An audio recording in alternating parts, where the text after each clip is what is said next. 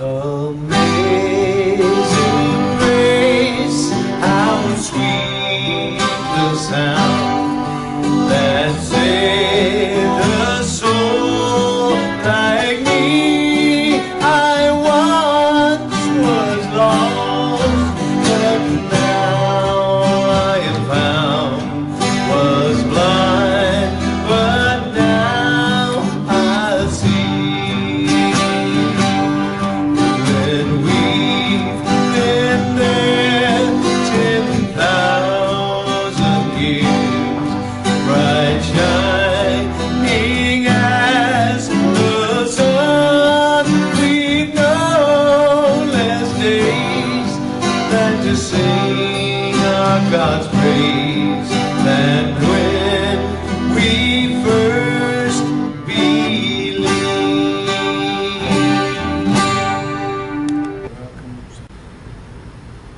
I'd like to welcome everyone to the Sunday morning service of the People's Church of Divine Prophecy. Today's lecture is Nellie Edwards, a medium from Cassdaga, music performed by Ronnie Austin. We have a service at 11 a.m. every Sunday morning, 125 West International Speedway, the Daytona Books and Metaphysics Bookstore. Please come join us. All are welcome. Whenever I start to make these speeches, I go through this personal thing about, gee, I don't want to be boring. And I know some people come here and they have a message and they're entertaining. But sometimes the subject actually can be one of a more spiritual, a more serious nature. And I began to look and try to think about my clients that I feel like are sent to me as a sort of exposure to the world, to people, what is going on in their minds. And people seem to come in cycles to us for readings. And Albert and I have quite often talked about this. Sometimes it's names. We get 15 people between us in 1 week and their name is Stephanie, or maybe it's Tova, or something. But then again, sometimes it's the very reason that they come. So that's what I'm going to talk about today, because I think a great deal of people nowadays are thinking about the ultimate purpose of life. Perhaps it has to do with all the prophecies about 2012 and all the exaggerations that we're seeing in books and newspapers, and especially on TV and some movies too. And so the subject of finding oneself seems to be coming up to me quite often. And it's amazing that what most of them come saying is that they're hearing this from their friends, from people they associate with and whatnot, and they are embarrassed to say to those persons that they don't truly understand what that means. They act like they do and sort of go with the flow, but in the end they go home and they question themselves. Why don't I understand this? Is there something lacking in me? So they pick a stranger, and that stranger's name is Nellie, and they come out to see her. And they say, when I reach that portion of the reading where I take questions from them, it comes down to, what is this about, and how do I accomplish it? Well, it's a thing that I don't claim to be an expert on for sure, but I can tell them about my own self and my own way, and it is a process that took me over many, many years. It certainly didn't happen overnight. But finding oneself. The first question they ask is what does that mean to you? Well, what that means to you is when you find yourself, that you live without expecting anything from others, you have found yourself. You've become self-realized, which is total self-sufficiency. This results in you becoming grateful to others when they think about you. Now, it's not the thought so much as the fact that they have given minutes of their life to consider you and feel the empathy that it takes to make that association with your life. When you take yourself and look into your life, and that includes all the things that are done for you, and that means every day, the little things of life. And maybe these things are done by those that care about you, who are in connection with you, and maybe they're just done by strangers that pass, or even your friends. It could be co-workers. Then again, they may be that total stranger that has nothing to profit or gain from what they do for you. We tend to think about these things as the little things. And I'm sure that these, we call them the act of kindness, okay? And there have been books written on this thing, and we all really know what they are, but maybe we see them as so unimportant, so casual. The opportunity is there in a moment, and then it's gone. If you don't act on it, it passes you by. These are the things that you hear about, you know. The things like opening a door for a stranger, and maybe it's picking up trash and carrying it to the nearest disposal place. Or it can be feeding birds or stray animals, dogs or cats. Maybe it's even the deer that hunt now a place even to survive.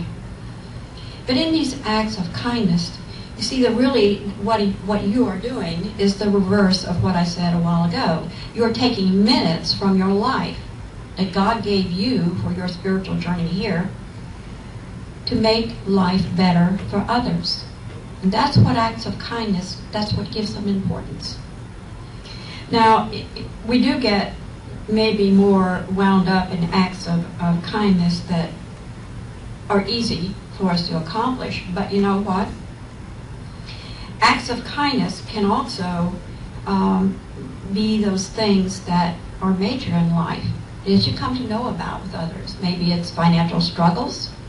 Maybe it's giving a gift card to those without strings attached. They don't even know who it came from. Maybe it's sitting and listening to them. They're hurting inside. And maybe you can sit there and really see how maybe they should have seen it coming. But that's not really important. You're not there to judge.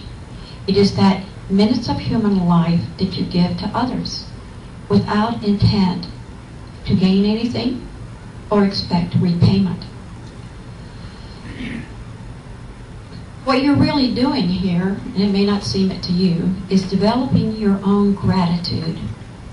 Because it is in giving the minutes to others that you come to understand and appreciate the very act. And that's what it's really all about. That's called gratitude.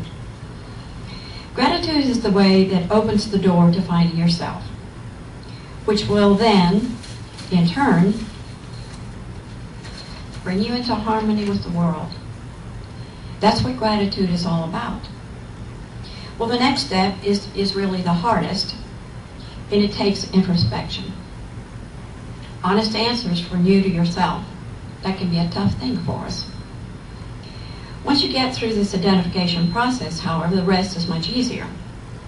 Because when you are content and satisfied that you truly understand that person inside you, then you pick a goal to move your life onto the path where you want to travel. And that is all in your control. You know, we create our future with every decision we make every day. That's the reason why we go into introspection. We look into our future. Maybe we go for a reading to see what lies on the path ahead. No one predicts the future. You create it yourself. Remember that this is going to be a new life. And it will be one that will free you to respond and act in any given moment in the manner that you are drawn to be that person who lives within you. You will be able to enjoy these random acts of kindness. Enjoy them. And I'm talking about those that you give to others. You know what they are. And so you just have to make the plan to bring them into your life. The big ones, don't forget them, because those are the ones that will remain in the minds of those others. They will be your legacy. And it's this legacy that we all hope to leave behind us when we leave this world for the purpose of inspiring others. Because anytime we can plant this seed of gratitude in others, then it grows and multiplies like the dandelions that blow in the wind. So when you create this plan for your life, which you need to do, and we're so visual, everybody needs to write it down, You want to see yourself, how it is that you want to be in a year. At what stage do you want to be in 2 years, 5 years, or 20 years? But start and create the plan for the first year. For one thing, that keeps us from getting overly ambitious, from becoming scattered, from taking on too much and getting overwhelmed and then give it up. When you write the plan down, write how you're going to achieve it. First on this list is, who do you want to be, inside and out? In spirituality, we need to remember that God gave us a body in which our spirit lives, our soul lives. And so taking care of that body is important because you want to live life to your fullest capacity and for as long as God grants you the time. So next is, where do you want your path to go? So in doing that, you need to know who you are today. I keep saying it, write it all down, and that's very true of almost anything that we do when we're trying to plan, because it keeps us from becoming confused or perhaps stray and wasting time. But you have to be honest. How do you see yourself? What and how do you want to change, and why? Remember that this is not an exercise in self-criticism. This is creating your future. What you are today is not so important as what is creating the person that you want to be. That is your goal.